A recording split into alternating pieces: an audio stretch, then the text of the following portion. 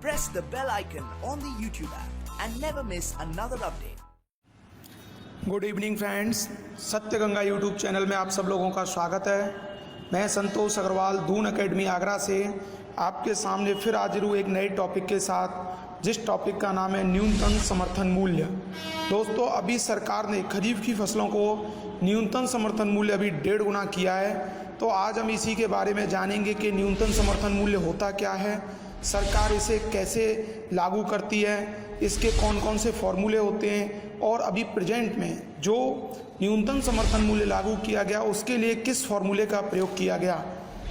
तो दोस्तों, केंद्र सरकार ने खरीफ फसलों का न्यूनतम समर्थन मूल्य लागत के मुकाबले 1.5 गुना करके किसानों के लिए बड़ी सौगात दी है। खरीफ की प्रमुख फसल धान के लिए MSP अर्थात न्यूनतम समर्थन मूल्य में पिछले साल के मुकाबले 200 रुपये प्रति क्विंटल की वृद्धि की गई तथा प्रमुख दलहन मूंग का मूल्य 1400 रुपये प्रति क्विंटल बढ़ाया गया। यानी कि जो पिछली धान की फसल थी उसमें जो न्यूनतम समर्थन मूल्य था उसके मुकाबले इस बार 200 रुपये प्रति क्विंटल और दलहन अर्थात मूंग की दाल के लिए 1400 रुपये प्रति क्विंटल की बढ़ोतरी की गई है। खरीफ की सभी 14 फसलों की लागत में कम से कम 50% लाभ जोड़कर न्यूनतम समर्थन मूल्य घोषित किया गया है। सरकार के इस फैसले से सरकारी खजाने पर 15,000 करोड़ रुपए का अतिरिक्त भार पड़ेगा। समर्थन मूल्य के लिए फसलों की लागत का आकलन कृषि लागत व मूल्य आयोग करता है। अर्थात जो समर्थन मूल्य लागू किए जाते हैं उनकी फसलों की लागत का आकलन जो करता है वो केंद्र सरकार का एक डिपार्टमेंट आयोग है, कृषि लागत व मूल्य आयोग करता है।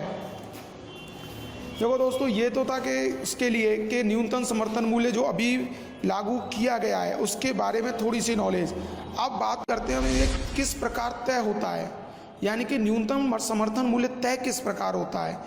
तो आइए हम इसके बारे में जानते हैं। फसलों के न्यूनतम समर्थन मूल्य को लेकर सरकार के पास 3 निर्धारित फॉर्मूले होते हैं।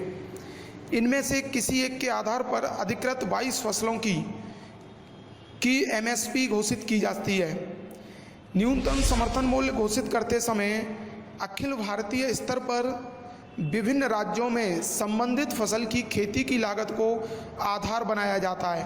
अर्थात कहने का मतलब यह है कि न्यूनतम समर्थन मूल्य घोषित करते समय अखिल भारतीय स्तर पर यानी संपूर्ण भारत के स्तर पर विभिन्न राज्यों में अर्थात जितने भी भारत के अंदर राज्य हैं सभी राज्यों में संबंधित फसल की खेती की लागत को आधार बनाया जाता है।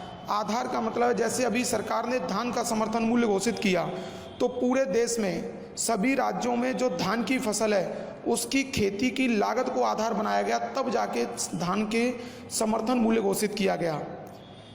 जो समर्थन मूल्य घोषित किया जाता है उसके लिए सरकार ने कृषि लागत व मूल्य आयोग का गठन किया। इसमें एक अध्यक्ष और विभिन्न क्षेत्रों के प्रतिनिधि इसके सदस्य मनोनीत किए जाते हैं। तो दोस्तों, इस सरकार के पास 3 प्रकार के फॉर्मूले होते हैं।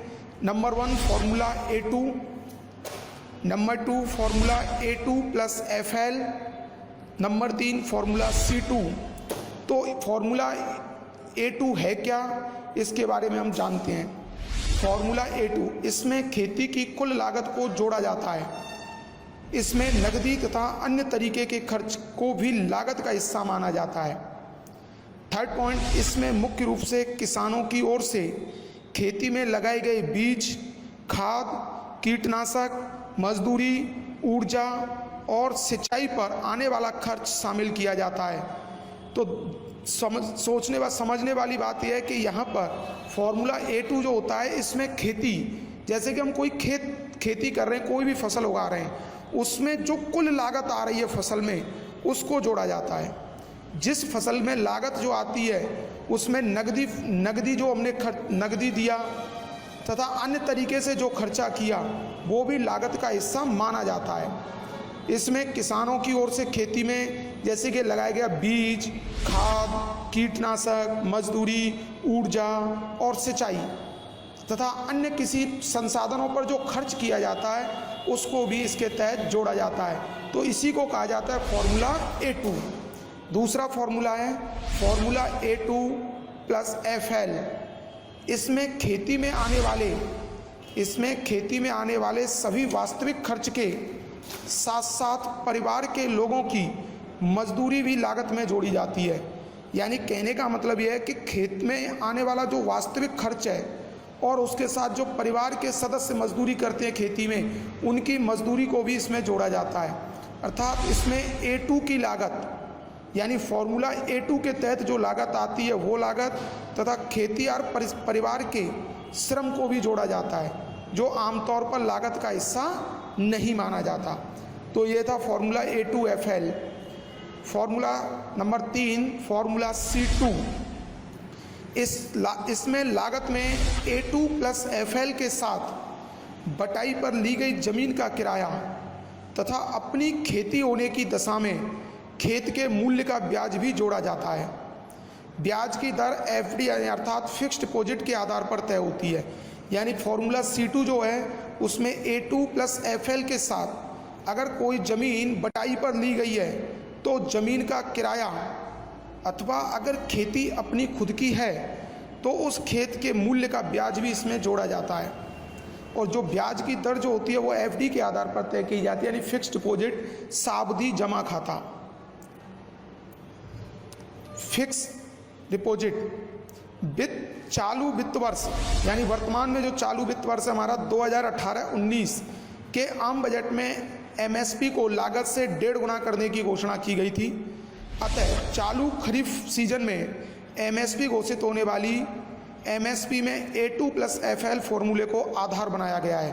कहने का मतलब है सरकार ने जो अभी हाल ही में समर्थन मूल्य 1.5 गुना बढ़ा करके किया है उसके लिए हमने फॉर्मूला A2 प्लस FL को आधार बनाया है। यानी कि इसमें खेती में आने वाला वास्तविक खर्च तथा परिवार की मजदूरी की लागत भी जोड़ी गई है।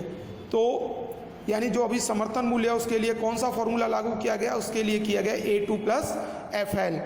दोस्तों समर्थन मूल्य का जो टॉपिक हमने पढ़ा उसके साथ साथ हम कुछ फैक्ट पॉइंट भी यहाँ क्लियर करेंगे जो SSC, bank, railway any exam जितने भी एग्ज़ाम्स हैं उनके लिए बहुत ही ज़्यादा इम्पोर्टेंट है।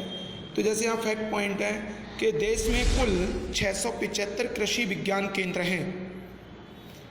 सेकंड, देश में कुल 67 राज्य स्तरीय कृषि विश्वविद्यालय और 4 केंद्रीय कृषि विश्वविद्यालय हैं। देश में 104 कृषि शिक्षा और कृषि अनुसंधान केंद्र हैं। जून 1871 ईस्वी को राजस्व, कृषि और वाणिज्य विभाग का गठन हुआ था। सन 1881 में इसका नाम राजस्व और कृषि विभाग रह गया, इसमें से वाणिज्य को बाहर कर दिया गया तथा 1923 में इसका नाम शिक्षा, स्वास्थ्य, राजस्व और कृषि मंत्रालय हो गया, जिसे 1945 ईस्वी में 3 विभागों शिक्षा, स्वास्थ्य और कृषि को अलग अलग विभाग बना दिया गया तथा 1947 में कृषि मंत्रालय का अलग गठन किया गया। यानी कृषि मंत्रालय का गठन कब हुआ? 1947 में। इसमें 1951 में कृषि मंत्रालय से खाद्य मंत्रालय का गठन किया गया जो इसी का दूसरा विभाग था। सन 1966 में सामुदायिक विकास और सहकारिता को भी इसमें जोड़ दिया गया तथा 1971 में खाद्य, सामुदायिक विकास और सहकारिता भी किसी मंत्रालय का हिस्सा हो गया तथा 1973 में इसमें कृषि शिक्षा और कृषि अनुसंधान को भी जोड़ा गया तथा 1974 में 1974 में सिंचाई विभाग भी कृषि शिक्षा का हिस्सा हो गया। कुल 5 विभाग हो गए थे अब इस समय पर, लेकिन 1980 में कृषि मंत्रालय से सामुदायिक विकास व सिंचाई को बाहर निकालकर ग्रामीण विकास मंत्रालय का गठन किया गया। सन 1983 में कृषि मंत्रालय से खाद्य विभाग को बाहर कर दिया गया तथा एक नया मंत्रालय बना दिया गया।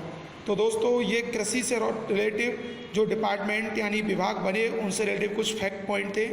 ये काफ़ी इंपॉर्टेंट पॉइंट्स हैं तो इनको आप ध्यान दीजिएगा थोड़ा अच्छे से। और ये टॉपिक काफ़ी इंपॉर्टेंट भी है पेपर के माध्यम से देखा जाए तो।